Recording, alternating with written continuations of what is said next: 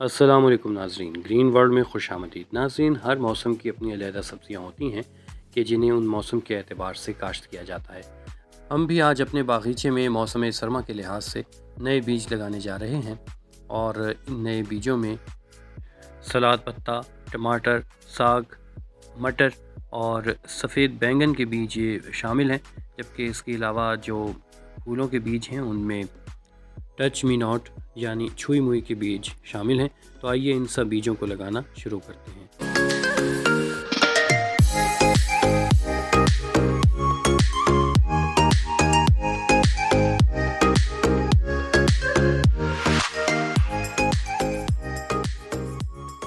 तो नाज़रीन, सबसे पहले हम साग के बीज लगाएंगे। इसके लिए हस्बे मामूल हमने मिट्टी तैयार कर ली है और साग के जो बीज हैं वो हम ब्रॉडकास्ट करेंगे और बाद में हल्का हल्का इस पर मिट्टी का छिड़काव कर देंगे।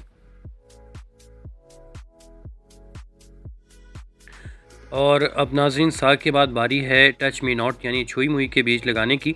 और इसके लिए हमने सीड ट्रे का इस्तेमाल करना है।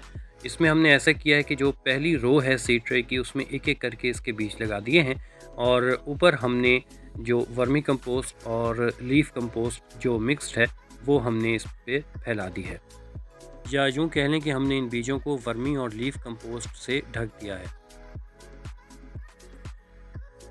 इसी तरह से ये जो सलाद पत्ते के बीज हैं ये भी हम सीड ट्रे में ही लगाएंगे और चंद रोज़ यानी कि 2 या 3 रोज़ हम इसके लिए मुख्तस कर रहे हैं और एक एक खाने में 2, 3 या 4, ज़्यादा से ज़्यादा 4 बीज हम रख रहे हैं, क्योंकि एक एक बीज अगर एक एक खाने में रखें तो ये ज़्यादा जगह ले लेगा। इसलिए हम एक खाने में 2, 3 या 4 इस रेंज में जितने भी बीज आ जाएं वो रख रहे हैं। और ये बीज रखने के बाद हम इसको भी जो ये leaf compost, vermi compost, chicken waste manure और कोकोपीट का जो मिक्सचर है इससे इसे कवर कर देंगे।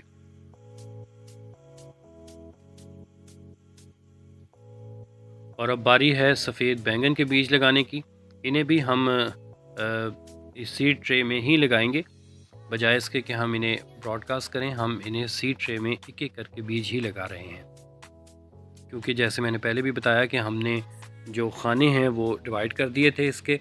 कुछ खानों में हमने टच मी नॉट लगाया है, कुछ में हमने ये सलाद पत्ते के बीज लगाए हैं और कुछ में हम ये बैंगनों के बीज लगा रहे हैं।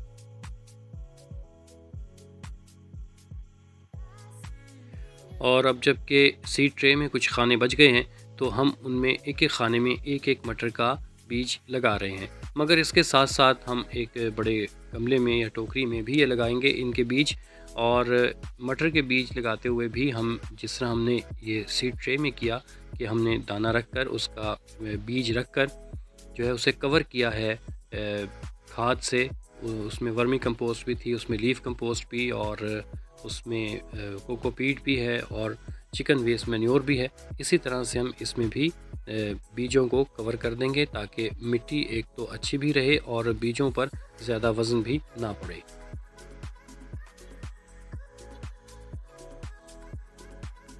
ये हाइब्रिड टमाटर के बीज हैं और इन्हें हम ब्रॉडकास्ट करेंगे अपनी जो हमारा कंटेनर है उसमें।